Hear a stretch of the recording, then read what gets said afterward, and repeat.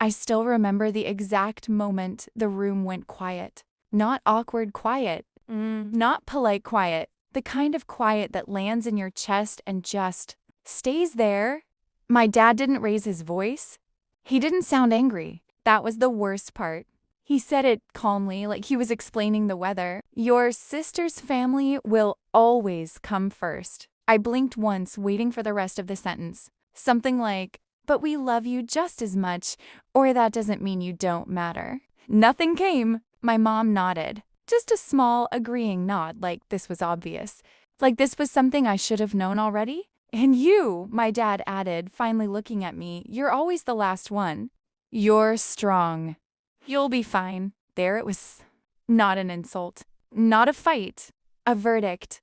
I didn't cry. I didn't argue. I didn't even raise my voice. I just sat there, hands folded in my lap, feeling something inside me quietly crack. Because this wasn't just about one sentence. It was about my entire life suddenly making sense. My older sister Emily had always been the center of everything. She married young, had kids young, built a life that always needed help, emotional, financial, practical. And me? I was the independent one. That word followed me my whole life. Rachel doesn't need help. Rachel can wait. Rachel will understand.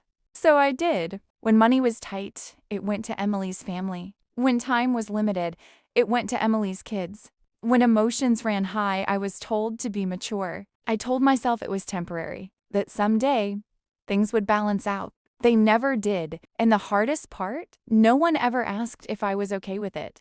I drove home that night in complete silence. The radio was off, but my mind was loud. For the first time, I let myself really look at the pattern. The birthday dinners I celebrated alone because Emily needed help that week. The promotions that got a quick "that's great" before the conversation turned back to my sister's kids. The weekends I rearranged. The money I sent. The emotional weight I carried quietly. And suddenly, it all connected. I wasn't strong. I was just expected. Expected to sacrifice. Expected to stay quiet. Expected to come last. When I walked into my apartment, I sat on the edge of my bed and just stared at the wall for a long time. Not crying, not angry yet, just aware. And I whispered out loud to no one in particular. Good to know. Not sarcastic. Not bitter. Honest. Because when someone finally tells you where you stand, the pain isn't the information. It's the confirmation. And if you've ever felt like the strong one in your family, the one who's expected to hold it together, I want you to stay with me. Tell me in the comments where you're watching from. I read them, and you deserve to be heard. Now, let me properly introduce myself. My name is Rachel. I'm from the US. I always believed that family meant showing up for each other. I believed in loyalty. I believed that patience would be returned with respect. I was wrong. That night, I didn't make a speech. I didn't confront anyone. I just made one quiet decision. Stopped sending money. Stopped rearranging my life. Stopped assuming I had a place in a system where I was never considered. And I didn't tell them. I wanted to see what would happen when I finally stepped back. Because sometimes the most dangerous thing you can do isn't raise your voice. It's to get quiet, choose yourself, and let people show you exactly what they think they're entitled to. The first thing that changed was the money. Not dramatically. Not announced. It just didn't leave my account anymore. No transfers. No, just this once. No quiet fixes. And within 10 days, someone noticed. The message came late one evening. Hey, everything okay? That was it. From Emily. No warmth. No concern. Just a system check. I stared at my phone, thumb hovering over the screen. The old instinct kicked in immediately. Explain, reassure, soften. Instead, I typed 3 words. Yeah, I'm good. I put the phone face down and waited for the follow-up. It never came. And that's when I understood something important. They weren't worried about me. They were worried about the interruption. 2 days later, my dad called. not to ask how I was, not to check in, straight to the point. "You've been quiet," he said. "Everything all right?" "I've just been focusing on my own life," I replied. There was a pause. Not to concern, calculation.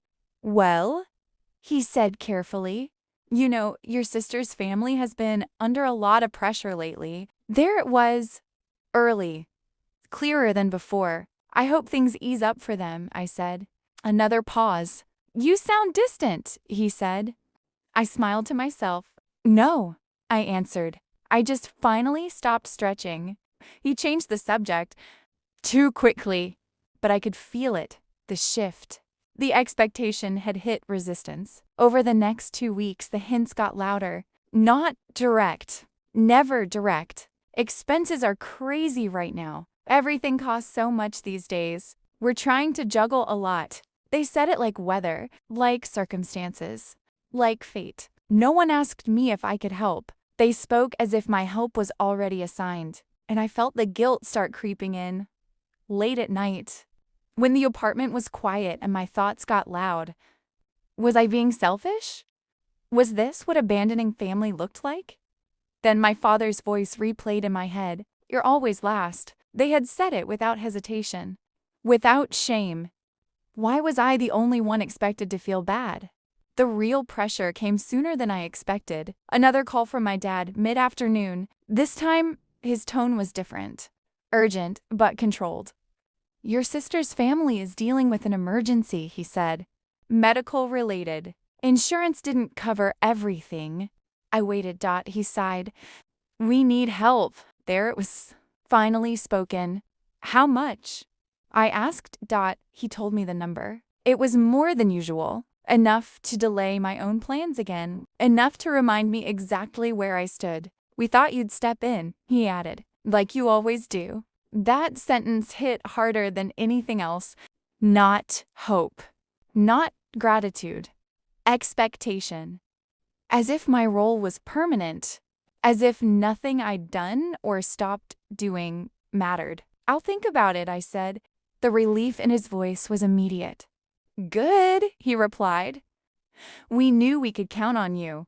I hung up and sat there, staring at the wall. My heart wasn't racing. My hands weren't shaking. But something inside me felt cornered. Because saying yes meant returning to my place at the bottom. And saying no? That would cost me more than money. It would cost me the version of myself they were comfortable with. I opened my laptop and pulled up my finances. The plans I'd postponed. The life I'd delayed. The future I'd quietly put on hold for years. And I realized something that made my chest tighten. They didn't need me to survive. They needed me to stay predictable. If I said no, I wouldn't just disappoint them. I would change the rules. And once rules change, relationships never go back to what they were. I closed the laptop. I hadn't answered yet. But for the first time in my life, I understood the real cost of loyalty. And I wasn't sure they were ready to pay it. In the next part, I'll tell you what happened when I finally gave them my answer. And why they never expected it. I didn't say no right away. Not because I was unsure, but because I understood something instinctively. Once I said it, something would break. And this time, it wouldn't be me. My dad called again the next morning. His voice was tighter now. "Less patience. The hospital won't wait forever," he said. "They need the surgery deposit by Friday." I was standing in my kitchen, phone pressed to my ear, staring at the calendar on the wall. My fingers tightened around the counter without me noticing. "I've decided," I said. He exhaled, relief slipping through. "Okay, I'll tell your sister." "I'm not paying," I said. The line went dead silent. "What?" he said. "Rachel, this isn't." "I'm not paying," I repeated. My voice stayed steady, even though my chest felt hot. "I can't keep doing this. You know what's at stake," he snapped. "If you don't help, everything falls apart." I closed my eyes. "Things always fall apart for me when I help," I said quietly. There was no argument. He hung up. The consequences came fast. Emily called less than an hour later. "What is wrong with you?" she shouted. "Dad said you refused." I said no. I replied. There was a sharp breath on the other end. We already told the bank you were covering the shortfall, right? My stomach dropped. You told them what? A pause. Just long enough to mutter. We assumed, she said. You always do it.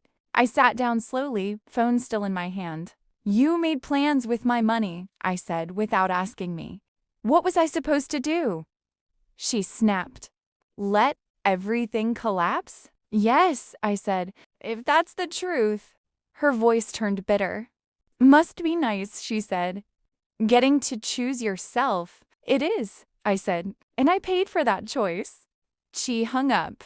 By the next day, it was no longer private. The bank withdrew the extension. The payment window closed. Emily's husband had to explain, at work, why a deal he'd personally vouched for had fallen apart overnight. For the first time, I wasn't the quiet solution.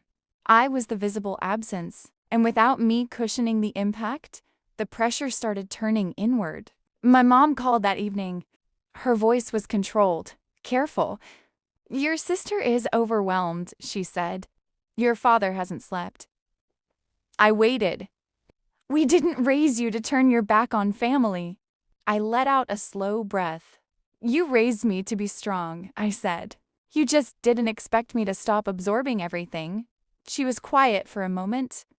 Then she said something she never said before. Your father thought you'd cave. Not hope. Expectation. We met the following week. Same cafe, same table, different balance. My dad looked smaller somehow. He avoided my eyes. Emily barely spoke. No shouting. No drama. Just the weight of consequences sitting between us. You've changed, my dad said finally. Yes, I said, because I had to.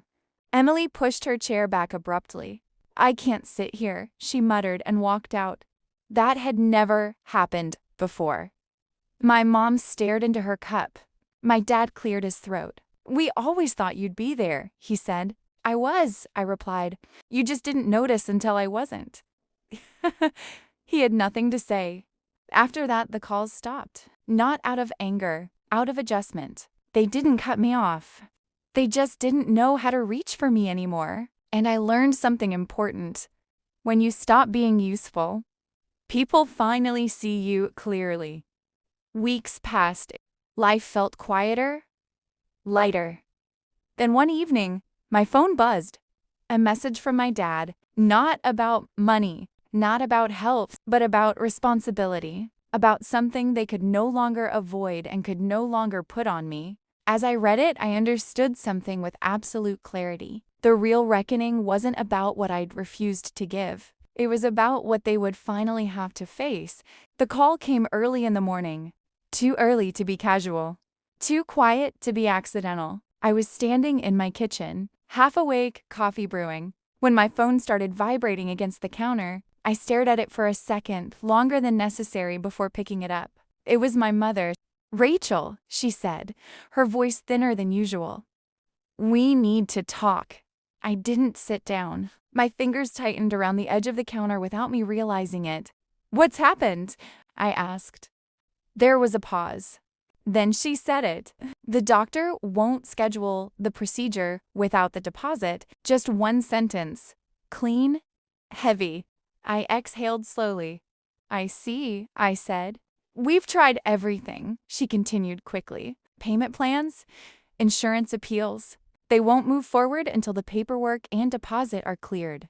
I closed my eyes for a brief moment, not in panic, not in guilt, just grounding myself. And you're calling me because... I asked. Another pause. Because you're the only one who can help. There it was. No pretense this time. We met at the hospital later that afternoon. The waiting room smelled like antiseptic and burnt coffee. A TV murmured in the corner, untouched. My parents sat side by side, shoulders stiff, eyes tired. Emily paced near the window, arms folded tight across her chest. No one hugged me when I arrived. They were waiting. The doctor had already explained everything. The procedure itself wasn't unusual, but it couldn't be delayed much longer. The deposit needed to be paid before the end of the week, or the slot would be given away. I listened. I nodded. Then I spoke. I can help, I said calmly. Every head snapped toward me, but only if we do it my way. The room went silent. What does that mean? Emily asked sharply. It means this doesn't happen quietly, I replied. No assumptions.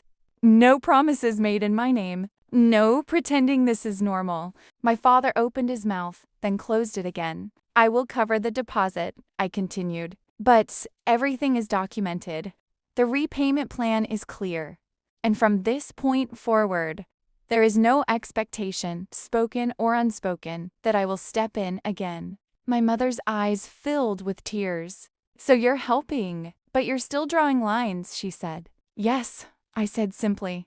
That's what help looks like now.